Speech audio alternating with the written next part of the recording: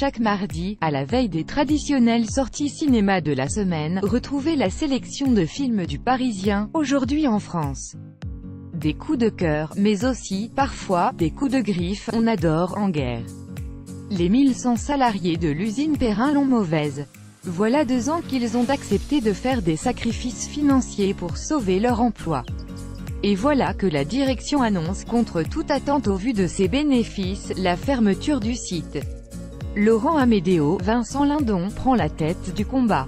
Tout est performance dans ce film percute, la réalisation, entre documentaire et reportage à vif, le travail des non-acteurs dans des rôles qu'ils ont bien connus dans la vraie vie, et la puissance de tir de Vincent Lindon, portée par une inextinguible colère. Note de la rédaction, 5/5e, en guerre, drame français de Stéphane Brisé, avec Vincent Lindon, Mélanie Royer, 1h53, Deadpool 2.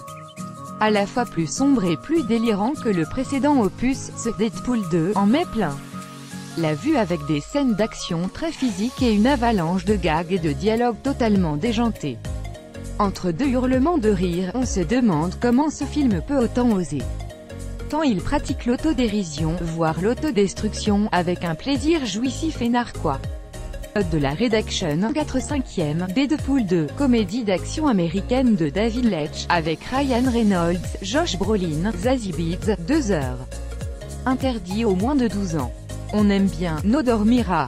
Bianca, une jeune actrice prometteuse, est recrutée par une compagnie théâtrale d'avant-garde qui prépare un spectacle dans un ancien asile psychiatrique.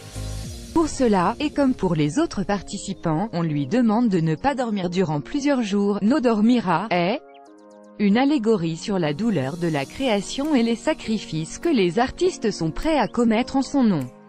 Si horreur il y a, elle est ici plus dans les attitudes jusqu'au boutiste que dans les effets chocs.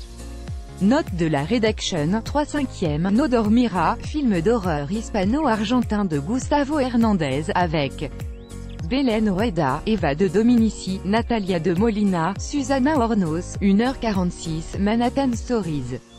Il y a l'ombre de Woody Allen sur cette comédie qui se déroule dans le centre de New York, un air de trompette jazz, des murs en briques et des urbains qui dissertent sur l'amour, la vie, les disques.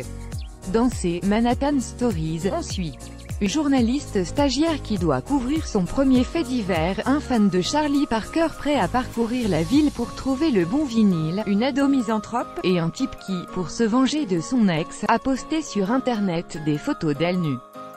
Comédie légère et plaisante, pleine de dialogues,